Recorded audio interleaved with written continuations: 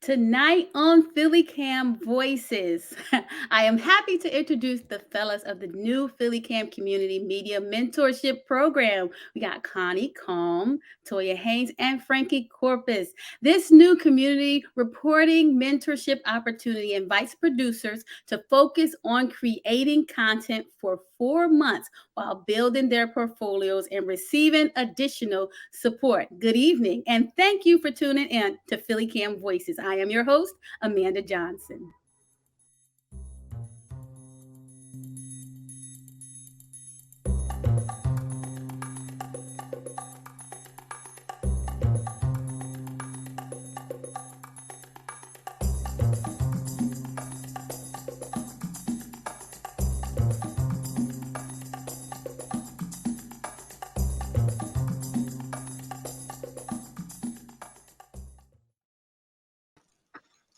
Reporter Connie Combe will be interviewing Danielle Ohl about the attempt to audit the 2020 election by Republicans in Harrisburg to reinstate Donald Trump as president and the effects that this will have on future elections, as well as the personal private information of voters in this state. Connie, I'll pass it to you.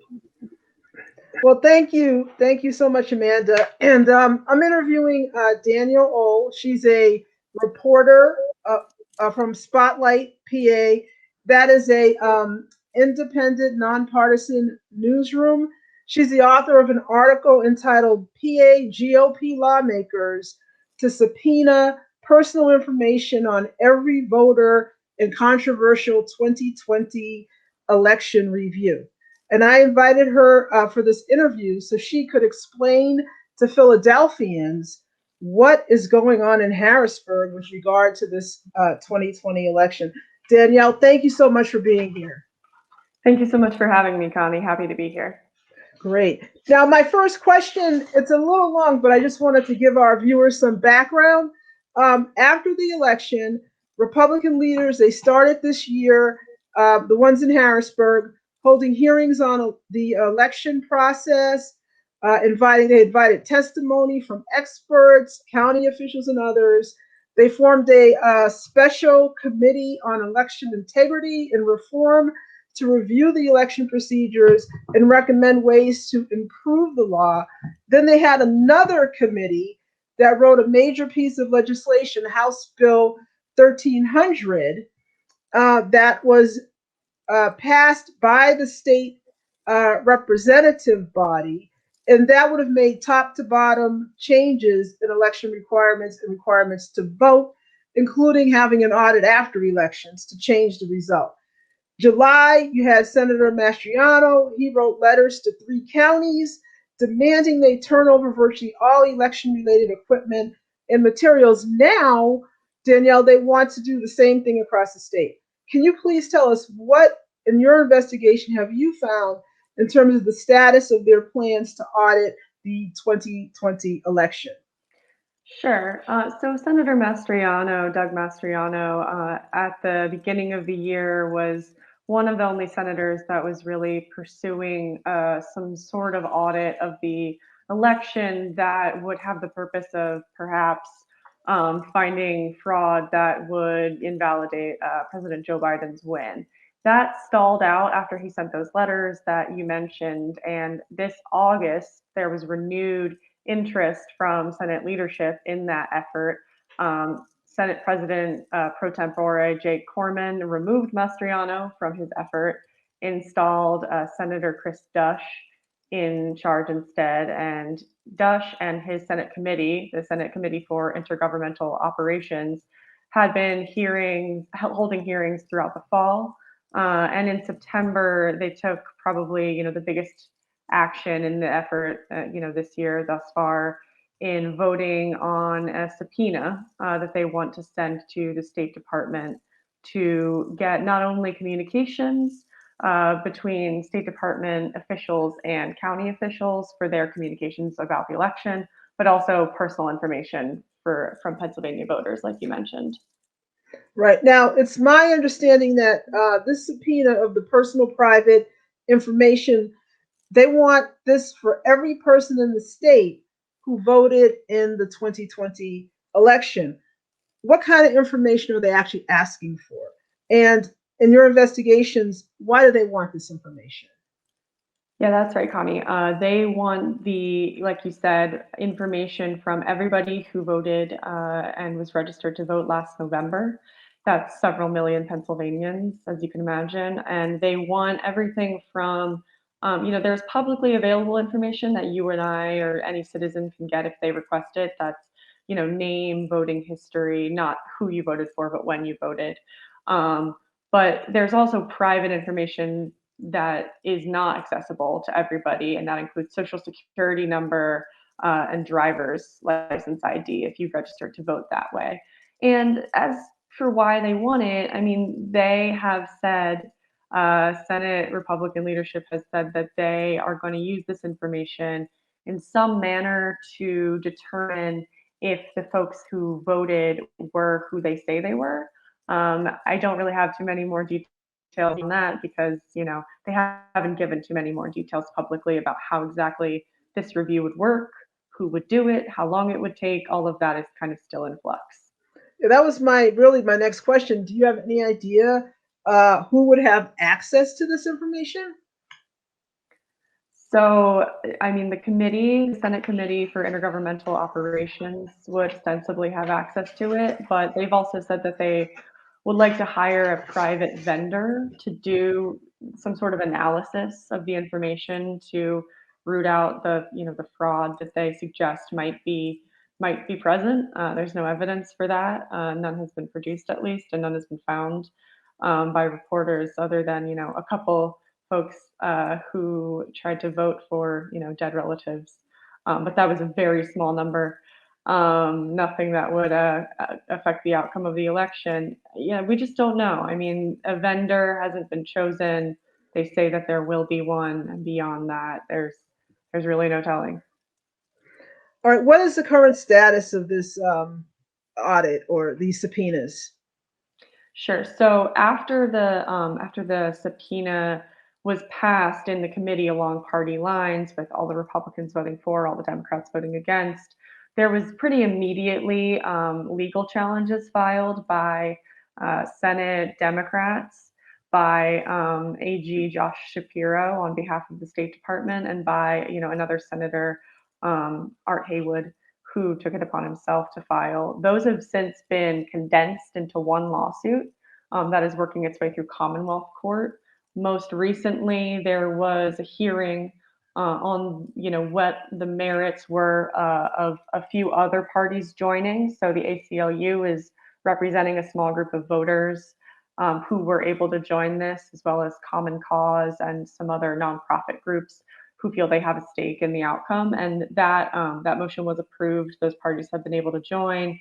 And so, yeah, we're just kind of waiting for a schedule for further hearings. And if there's more motions filed, then that'll push it out further. Now, the other thing is we have an election tomorrow. It's literally 1 year since the presidential election. So we have an election tomorrow. Um, what effect, if any, do you think this audit's going to have on tomorrow's election? I don't know, Connie, that this audit will have an effect on the election itself, but the election could potentially have an effect on the audit, because this fight, will they, won't they be able to do the subpoena, is in the court. It is likely to be appealed from Commonwealth Court, no matter no matter who prevails at the end of the day. And so that will, if the Supreme Court decides that they want to take it up, that would end up in Supreme Court. And there are elections tomorrow for Supreme Court, for Commonwealth Court, and for Superior Court, all the appellate courts in the state. So, there's the potential that, judges and justices who are seated following this election will have to, deal with this case. And my last question is, I know you can't make any judgments, but is there anything that citizens can do regarding their concerns in terms of their privacy? Sure. I mean, I know I have heard from a number of citizens myself that are concerned about privacy or just have questions about the effort in general. I would say that if people have questions, that they should reach out to the legislators who are taking up the audit or their legislators that represent them in their state district. Okay. Well, I really appreciate you coming here and discussing all this with us. This is very important information, especially for citizens here in Philadelphia. Yeah. Thanks for having me. Great information. Thank you, Connie and Danielle. Up next, we have reporter Tanya Haynes, and she will be with the bassman himself, Gerald Veasley of Philadelphia. He was born and raised bassist, band leader, composer, educator, and president of Jazz Philadelphia. And what is Jazz Philadelphia? It's an organization that advocates for Philadelphia's jazz community and engages with policymakers and economic development leaders to plan for the future of Philadelphia as the world-class jazz destination. Toya, you have the stage.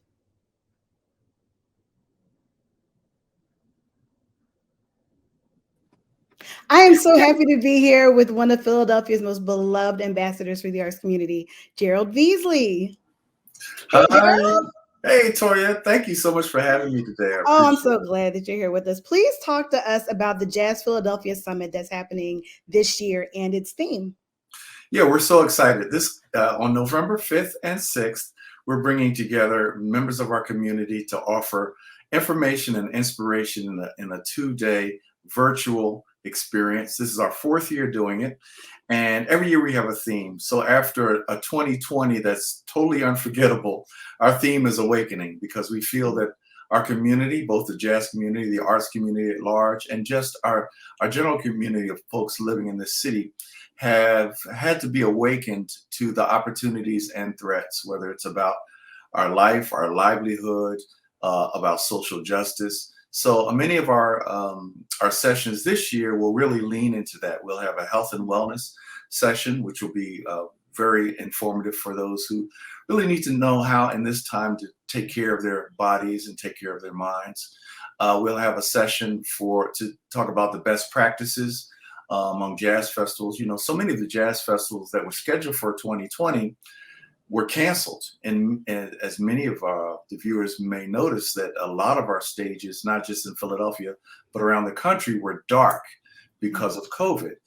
But we feel that we know that there are lessons to be learned about how do you reschedule concerts? How do you keep the fans engaged? Are there new ways of delivering music, such as live streaming? So many of the sessions are information as well as inspiration. And we brought together some folks who are experts on things like radio, social media, on jazz history. Particularly, many folks may not know that Philadelphia has a rich and vibrant community, but also a really extraordinary jazz history that involves folks like John Coltrane and Dizzy Gillespie and Nina Simone. The list goes on and on. So at Jazz Philadelphia, we lift up those artists, and we'll do that through the summit, which talks about John Coltrane. And we also are very, the younger folks, the younger musicians are very important to us too. So our younger musicians have curated a session called called Work Over Hype, which they will talk about, you know, what are the new ways to monetize your music. So a little something for everybody in the ecosystem, whether you're a musician, a fan, an educator, a student, a presenter, or if you're just a jazz lover. The Jazz Summit is for you. That sounds fantastic. Tell us about the live performance that's happening at the Kimmel Center. Yeah, thanks for asking. So the Kimmel Center has been one of our partners since we started back in 2017. And this will be our 3rd year presenting a live concert that we call the Homecoming Jazz Jam. Cool thing about the Jazz Jam, it's absolutely free. It's happening in the Commonwealth Plaza at the Kimmel Center on Friday night at 9 p.m. And it'll be interesting cross-section of musicians of different generations, from the 20-somethings to the 70-somethings. I'm not going to name call who's who, but there'll be folks there like the great Monette Sudler and Larry McKenna, Luke Carlos O'Reilly, 11 musicians on that wonderful stage sharing their love of music. That's fantastic. You talked about the rich history that Philadelphia has, rich jazz history. Can you talk to us about what is happening within jazz in Philadelphia currently? that you think that people really need to know? Yeah, I think Philadelphia is great in that we have a variety of venues. We have the clubs like Chris's Jazz Cafe and South. We have the more performing arts spaces that offer music like the Annenberg or the Kimmel Center. And then we have some of the neighborhood clubs in almost any neighborhood in the city, whether it's, downtown with places like Time, or whether it's out in Germantown with La Rose. So it's a very varied type of experience to come and check out jazz. Jazz is happening in the churches with Jazz Vespers. Jazz in the spring and summer, of course, is happening outside. So many folks may think that, jazz is hard to find, but if you go to our website, jazzphiladelphia.org, you can look at it as a resource to know what's happening in terms of live performances. And there are a lot of other great resources there on the website as well. For example, one of the challenges families often face is finding out, well, how can I find lessons or schools or camps for my son or daughter? Well, we have that kind of information on the website, where we have a searchable database where people can find out resources if they're interested in education.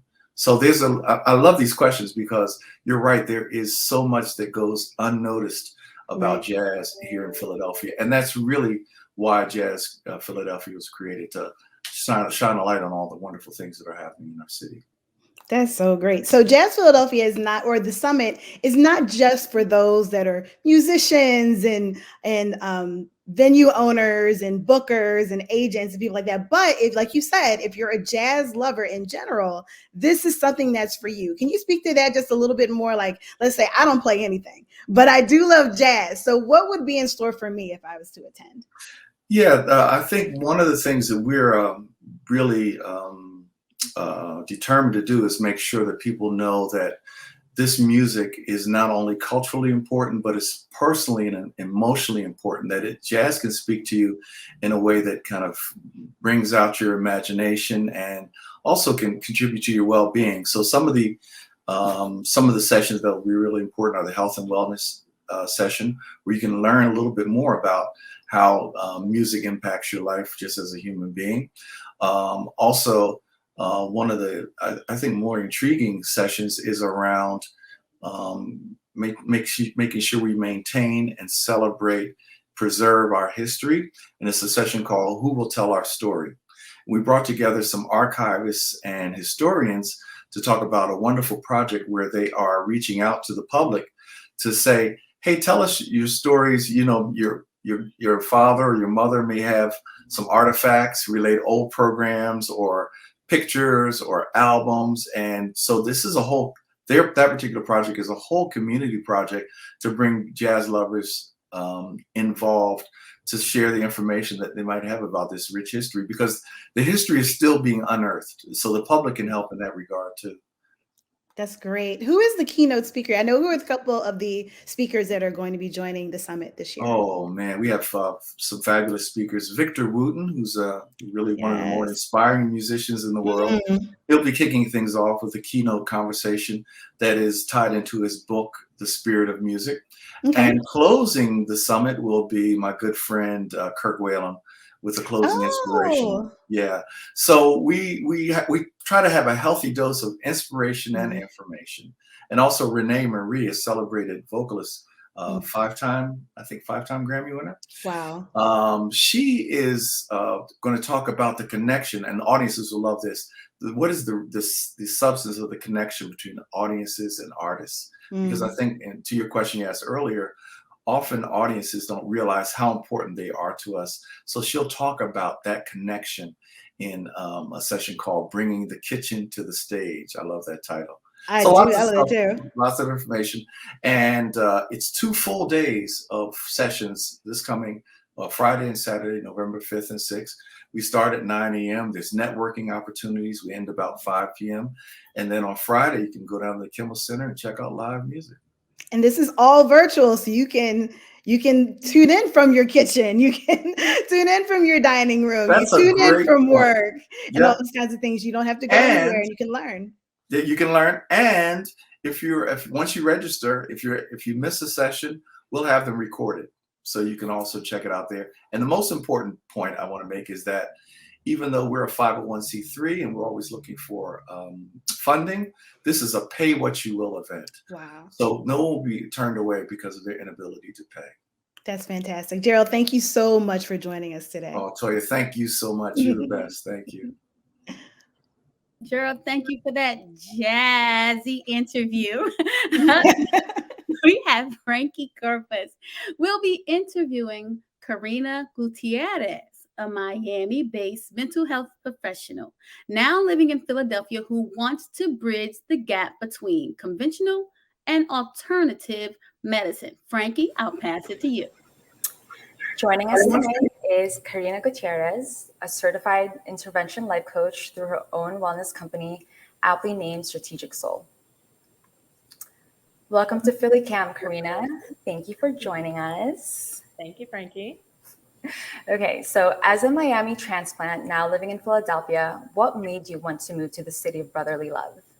Yeah, so I moved here for graduate school. I did a lot of research on different programs, and I really wanted a place that would allow me to gain research experience, fieldwork experience, and then obviously learn clinical interventions. So I applied to the University of Pennsylvania. I did my first master's in counseling and mental health, and now I'm doing my second in professional counseling. Awesome, a fellow Penn Quaker. So both of your parents are from Cuba and Chile. As a first-generation American, how do your immigrant roots translate into your personal and professional life? Yeah, so my personal life, I definitely have learned how to work hard because my parents did not speak English when they came. It was tough for them. It really was. And then as for my clinical understanding, I really learned that culture plays a huge role in mental health. You know, my father taught me about Yoruba, which is African practices. My mom taught me about Chilean mysticism. And it just became apparent to me at a really young age that there's so much more than is taught than just what's taught in the Western books that we read at school. And to think that this little book that we read at school is just kind of disparaging to all the cultures that exist, in my opinion. Exactly. So breaking the stigmas that still exist in the world of mental health seem to be your calling. What do you think is the future of mental health care? Yeah, so I really think that the future of mental health is in the bridging of Western and Eastern practices. I don't think that the doctors need to renounce their degrees and that the psychologists need to leave. I think that we need to work together so that when we have a client that produces or that presents with anxiety, for example, we can treat with psychodynamic therapy, a clinical intervention, but at the same time refer them to breath work so that they know how to align with their breath to slow down their nervous system. I really think that that's the way that we're going to produce authentic results. Right. So would you say connecting Western and Eastern healing and other cultures? Okay. Yeah, it's in the blending. That's the only way that we're going to really produce transformational results because clients present with just a little snippet, but there's so much more. You know, traumas are held in the body and we need to work through them in somatic ways. Right. Okay. So by incorporating life coaching with alternative healing, Karina helps others come to alignment and bring back a strong sense of purpose and direction to their everyday life. Follow her on Instagram at Strategic Soul or visit her website at www.mystrategicsoul.com. Thank you. Thank you. All right, strategic. So I like that. We had some great notes to take today. We had the Jazz Festival. We're looking forward to hearing that and seeing that. So be sure to go, and it's virtual. So be sure to go ahead and check that out and make sure you stay tuned into what's going on with the voting system and make sure you vote. Whatever you do, your vote matters no matter what anyone says. Your vote matters. So we gave you some good information, some good activities to start doing this month. And we thank you for tuning into this episode. jazzphiladelphia.org. Okay, I see it. Yes, make sure you go to jazzphiladelphia.org. Thank you for tuning into this episode. Look out next month for more stories from our community reporting fellows. That was great. There will be more coming next month. Well, if you want to watch more of our shows, you can watch us on YouTube and Roku. And make sure you go follow us on Facebook and Instagram, and we will see you next time.